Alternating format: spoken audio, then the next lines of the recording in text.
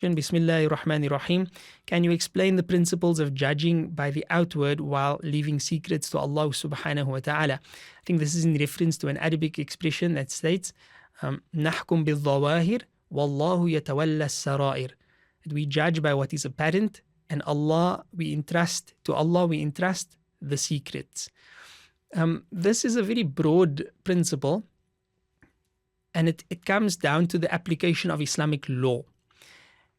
And of course, this is in stark contrast to a very ubiquitous, all over the place phenomenon that we find today in the Ummah, where people say, "Don't judge me. You can't judge. Who are you to judge?" Right?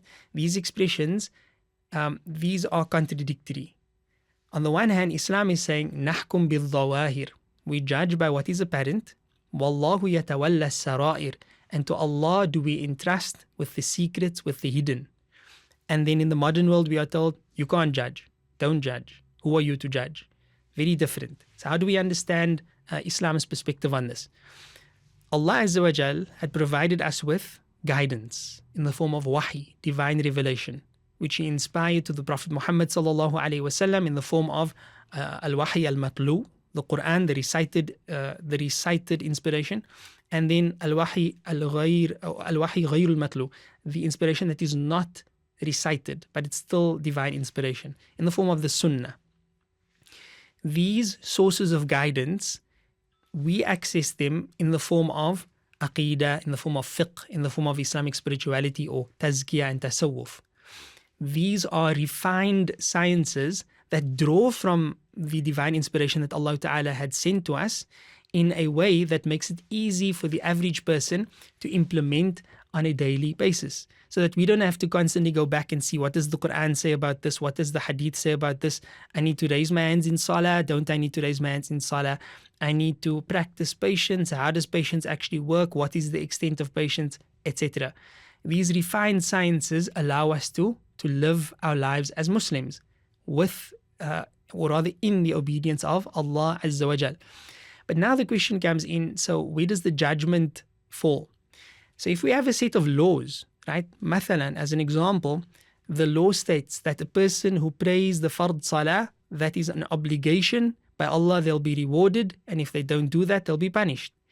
Then we find in front of us an individual who is not praying, either because they specifically state that I don't pray my prayer, or they are evidentially, we see them from the beginning of a waqt till the end of a waqt without any excuses of travel, and they're not praying.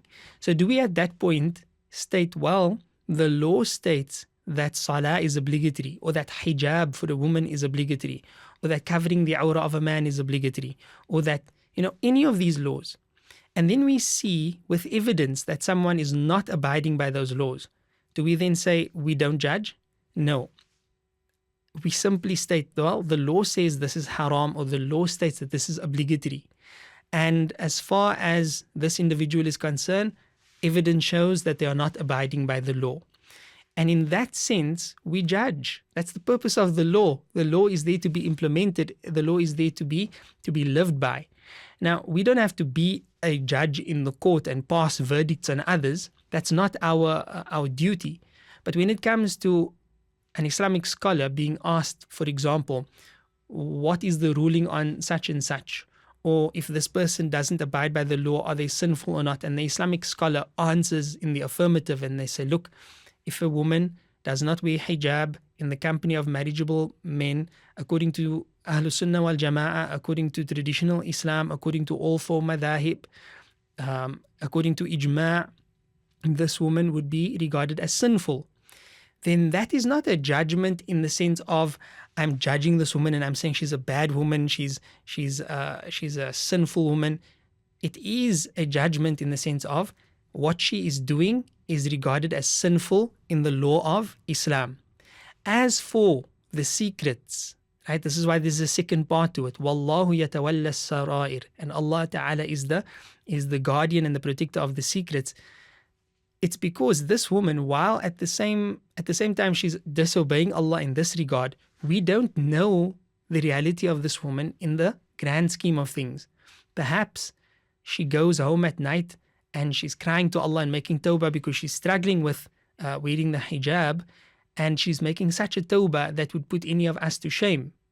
So we don't judge her as an individual. We don't say she's a bad person. But there's no way that in Islam we can justify her action. Her action has been judged by Allah Azza wa Jal as being sinful. And there's a fine balance between this. But what is important is that, number one, we understand that the modern concept of, you can't judge and don't judge and who are you to judge, there's a huge problem with that for a Muslim. At the same time, the idea that it is trying to establish, that we shouldn't be going around thinking that we are better than others and that we are in a position to actually declare judgments and rulings upon others, that position there and that motivation there is a very positive and well-founded motivation. So similarly in Islam, what we are saying, and this principle, is not for us to take license to go around condemning others and to go around judging others in the sense of what is their reality. Their reality is known only by Allah subhanahu wa ta'ala, but we have a duty to act upon what is in front of us, what we can perceive, and what has been proven, and Allah subhanahu wa ta'ala knows best. La ilaha illallah Muhammad Rasulullah.